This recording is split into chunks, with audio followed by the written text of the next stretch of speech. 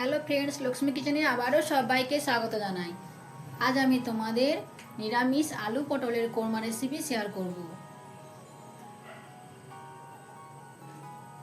আলু পটলের রেসিপিটা খেতে এতটাই টেস্টি হয় যে মাছ মাংসকে হার মানাবে। তোমরা একবার বাড়িতে ট্রাই করে দেখো বন্ধুরা, খেতে খুবই সুস্বাদু।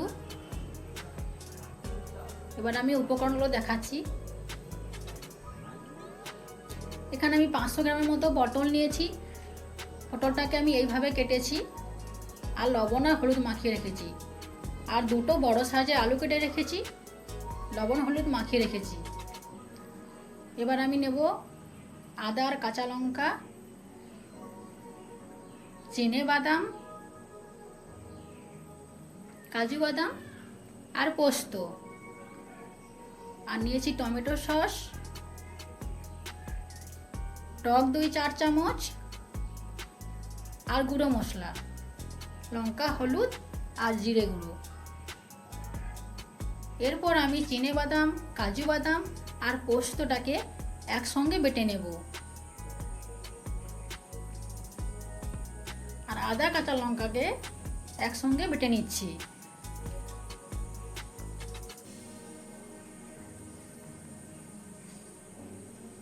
তোমার বাটা হয়ে গেছে। এবার আমি কড়াইতে তেল দিয়েছি। তেলটা গরম হয়ে যাওয়ার পর আমি পটলগুলোকে ভেজে নেব লাল লাল করে।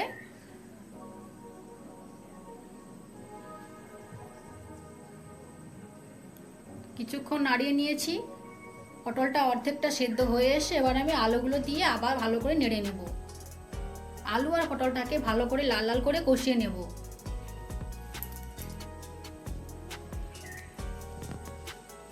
গ্যাসের ফ্লেমটা কমিয়ে দেব।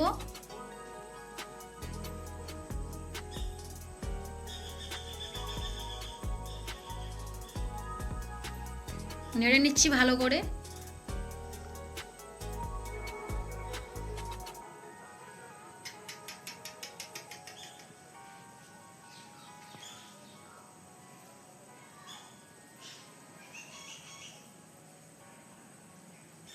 লাল হয়ে এসছে, এবার আমি নামিয়ে নিচ্ছি।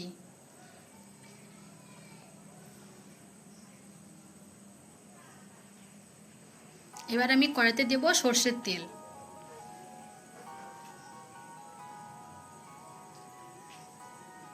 দুটো শুকনো লঙ্কা দিলাম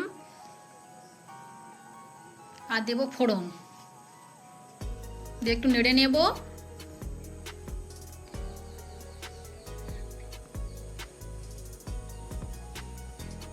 এবার দেব আদা আর কাঁচা লঙ্কার বাটা।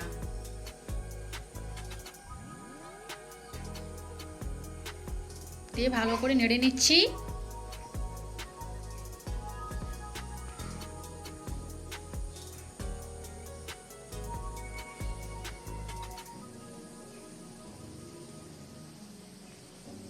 এবারে দেব বাদাম আর পোস্ত বাটা দিয়ে আবার ভালো করে মশলাটাকে নেড়ে নিতে হবে, যাতে মশলার কাঁচা গন্ধটা চলে যায়। ভালো করে নেড়ে নিচ্ছি।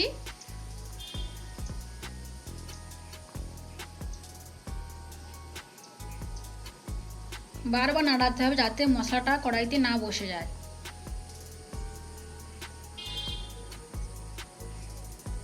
এবার দেব টমেটো সস। টমেটো থাকলে কেটে দিতে পারো, তো আমি টমেটো সসটা ব্যবহার করছি।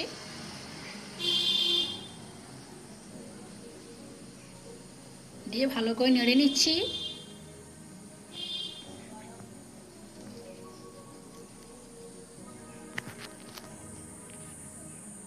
এরপর দিয়ে দেবো গুঁড়ো মশলা।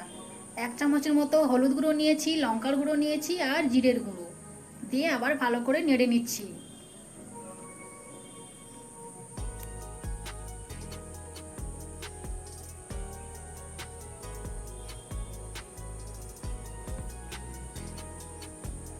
এরপর দেব চিনি।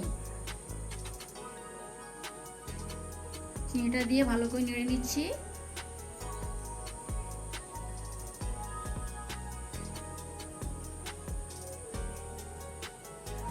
এরপর দেব 4 চামচের মতো টক দই। টক দইটাকে আমি জল দিয়ে রেখেছিলাম, এটাই আমি দিয়ে দিচ্ছি। দিয়ে ভালো করে আবার নেড়ে নেব।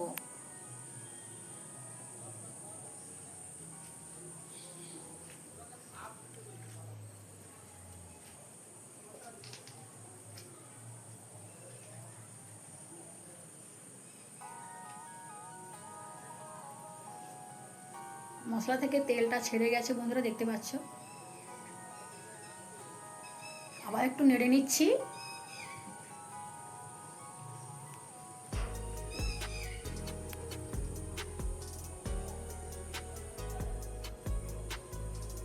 এরপর দেব জল।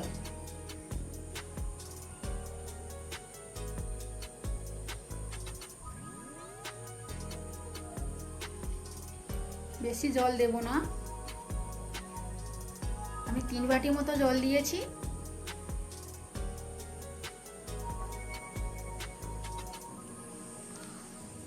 দিয়ে ভালো করে নেড়ে নিচ্ছি।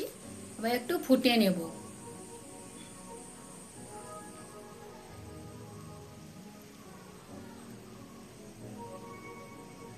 এবার দেব স্বাদ মতো লবণ।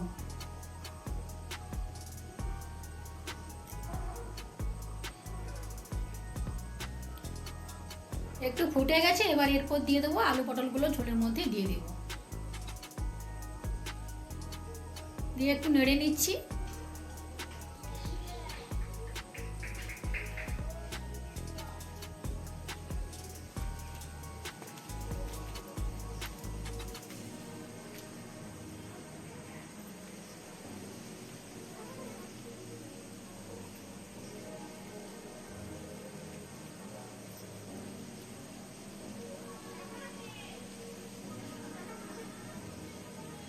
একটু ফুট এসছে, এবার আমি নেড়ে নেব আর একটু। এবার আমি ঢাকিয়ে দেব কিছু সময়ের জন্য। ঢাকনাটা খুলে নিয়েছি, আবার একটু নেড়ে নেব।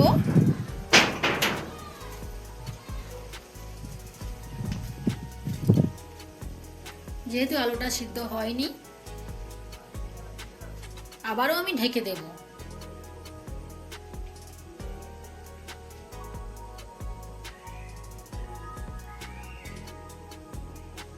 আবার ঢাকনাটা খুলে নিচ্ছি।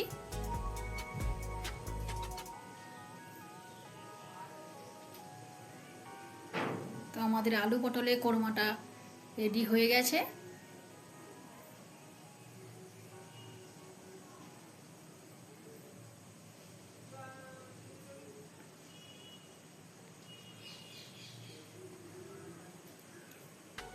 একটু নেড়ে নিচ্ছি। দেখতে পাচ্ছ আলুটা খুব সুন্দর সিদ্ধ হয়েছে এবং পটলটাও সিদ্ধ হয়ে গেছে। এরপর আমি গ্যাসটা অফ করে গরম মশলা ছড়িয়ে দেব। আমার ভিডিওটা যদি ভালো লাগে একটা লাইক আর আমার চ্যানেলটিকে সাবস্ক্রাইব করতে ভুলবেন না। আজকের এই পর্যন্ত। আগামীকাল আসছি অন্য কোনো রেসিপি নিয়ে। সবাই ভালো থেকো। নমস্কার।